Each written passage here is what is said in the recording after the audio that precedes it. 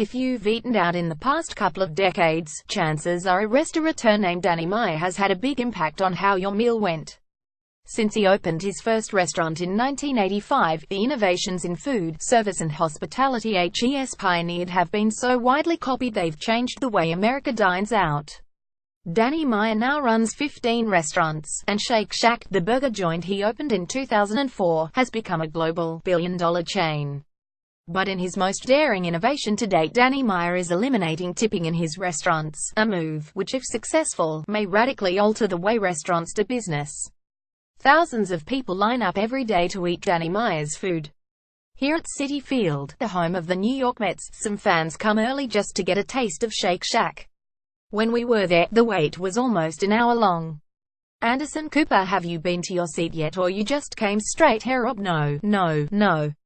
We came straight in. Anderson Cooper, to beat the line. Rob, you have to. It's the only way you get a burger. Anderson Cooper, is it worth it? Rob, it's very good. Anderson Cooper, really? Rob, yeah. Would you like one? Danny Meyer says Shake Shack burgers taste so good because he makes them with the same high-quality ingredients he uses in his expensive restaurants, but that still doesn't explain why people are willing to stand in those long lines.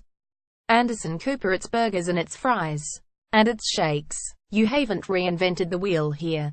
Danny Meyer, we are sometimes as mystified as anybody as to what the magic of Shake Shack is. I think we know that this is fine-casual. This is a new way of dining. Anderson Cooper, fine-casual. Danny Meyer, fine-casual, which is marrying together the ethos and taste level of fine dining with the fast food experience. Anderson Cooper, so you don't call it fast food?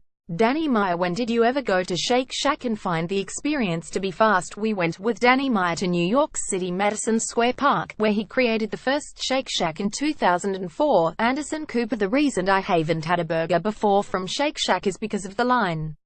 Danny Meyer, instead of simply asking yourself, is the burger so good that you would choose to wait in line, I think the question is, what else are they getting out of the experience? And I think what fast food hijacked was the notion that people actually want to be with people.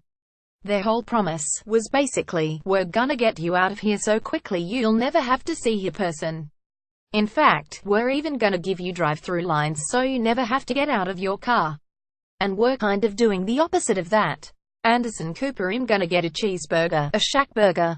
Cashier, Shack burger. Danny Meyer, Shack burger. Anderson Cooper, Shack burger, sorry.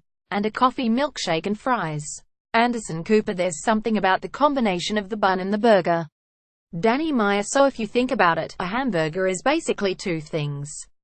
It's the bun and the meat. And what's great about this bun is that it doesn't fight you as you're eating it. It absorbs juices. Anderson Cooper, it doesn't fight you. Danny Meyer, it doesn't fight your teeth. I think it's a mistake if the bun is too big and too hard. His attention to detail has made Meyer a leader in fast casual dining, or what he calls fine-casual. Although not the largest, it is the fastest growing sector of the restaurant business. Meyer believes many consumers want good food delivered in less time and at less cost than at a full-service restaurant.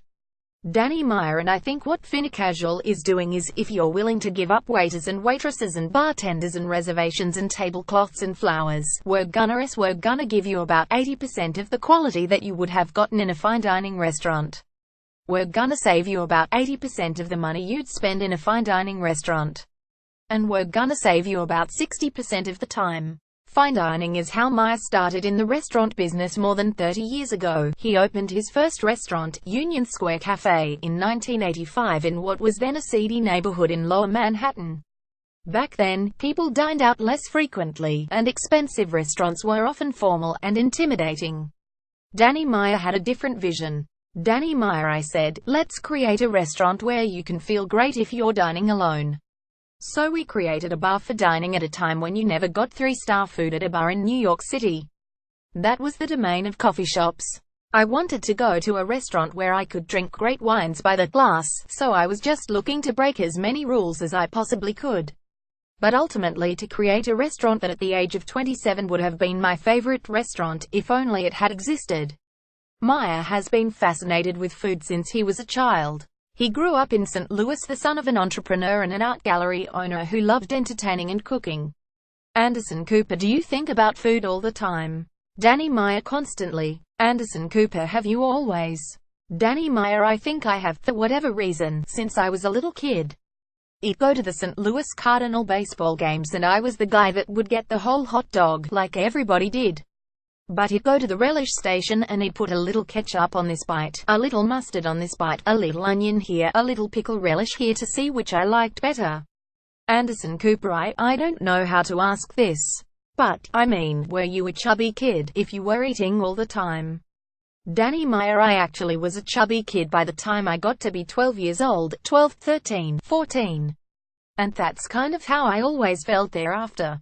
And so it gives me great pleasure that today I can kind of eat as much as I want cause I know how to exercise. And I know how to balance it out. But it also probably put me in a position where I love seeing other people eat. Today, Meyer's company, Union Square Hospitality Group, oversees 15 different restaurants, all but one in New York. They operate upscale eateries, casual bistros, a cocktail lounge, and a neighborhood bakery. What they all have in common is Danny Meyer's philosophy of hospitality, which he pioneered but has since become a standard for the industry. Danny Meyer hospitality basically says that the most important business principle at work, way beyond that the food tastes great, and by the way, if the food doesn't taste great you're never coming back here, but if the food tastes great that alone doesn't not assure that you will come back here. So what hospitality does is it adds the way we made you feel to how good the food tasted. Anderson Cooper. So the experience of dining out for you is the most important thing.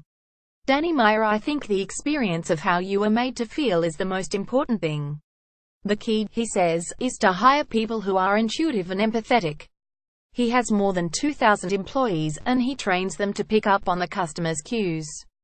Danny Meyer. Everyone on earth is walking around life wearing an invisible sign that says, "Make me feel important."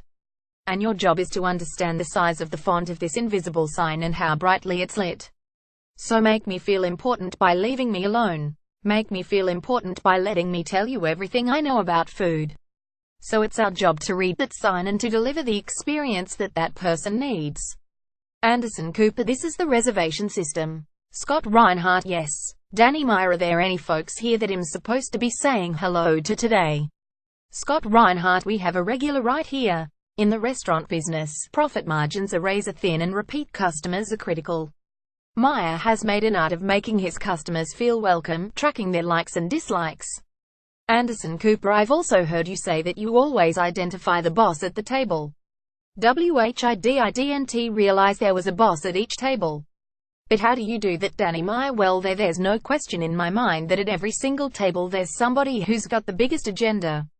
If it's two people doing business, there's someone who's trying to sell something to somebody else. And I think that if you can figure that out early on in the meal, and understand what is it gonna take for the boss to leave happy, it could be make sure that someone else gets to pick the wine. You just gotta pick up on those cues. Meyer's most controversial innovation is also his riskiest. He is trying to eliminate tipping to combat pay inequities between servers, whose tips have gone up as menu prices have increased, and those who work in the kitchen, who under most state laws can't share in gratuities. Anderson Cooper. So the cooks, dishwashers, they don't get any part of the tip. Danny Meyer. They don't get any of it. And what I noticed after being a restaurateur for 30 years is that the growing disparity between what you can make in the dining room where tipping exists, and what you can make in the kitchen had grown by 300%. Meyer has so far eliminated tipping in 9 of his restaurants. He's increased the base pay of both servers and kitchen staff, and in some restaurants gives waiters a share of the weekly revenue. He has raised menu prices significantly, on average, nearly 25%. But when the bill comes, there's no line for leaving a tip.